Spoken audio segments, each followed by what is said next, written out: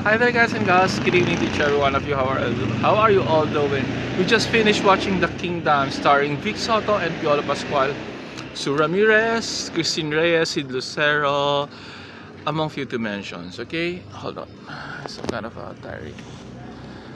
Oh gosh, it's really bad. Okay.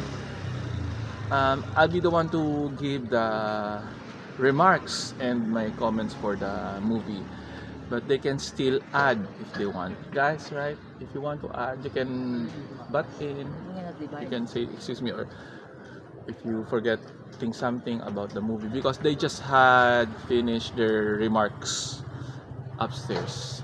So guys and girls, you know what?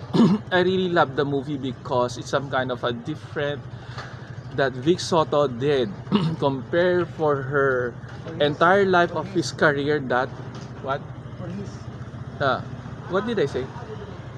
for their, ano, Did I say her? Sorry guys. For his career.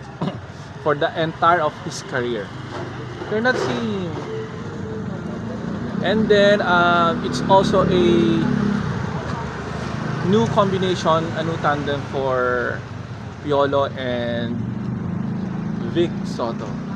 So I thought from the very start, guys and gals, when I saw the poster in Manila, that this movie is some kind of a different, because Piolo is there, and I doubt that Piolo will make a comedy.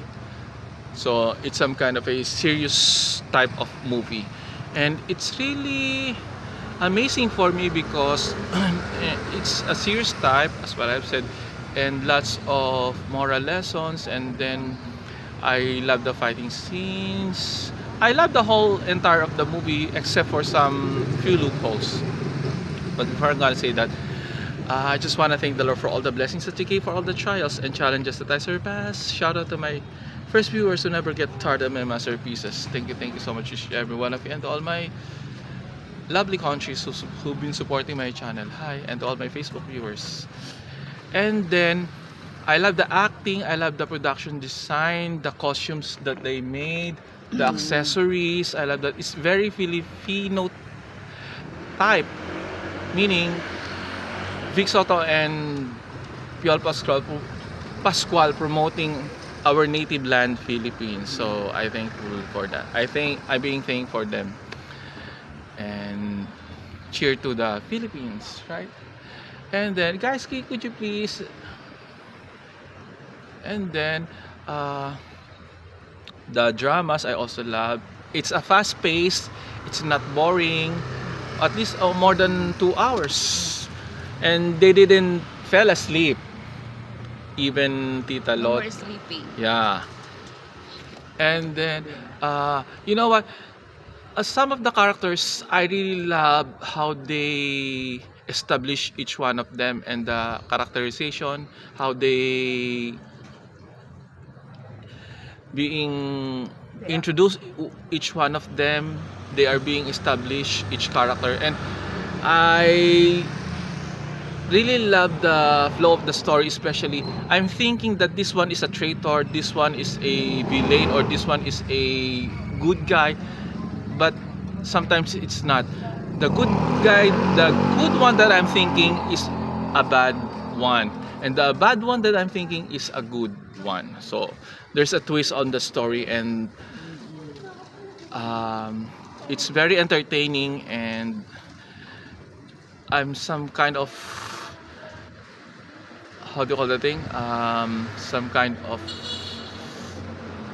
being upload to Vic Soto's attack, the way he throw a scene, and the way he act on the screen, and what his character been made. By this time I could probably say that Vic Soto can be no longer a comedian, but he can transform into a serious actor, just like Vice Ganda on what I have seen on and the Breadwinners. Anyway, guys and girls, what else? There's a, I think there will be a part 2.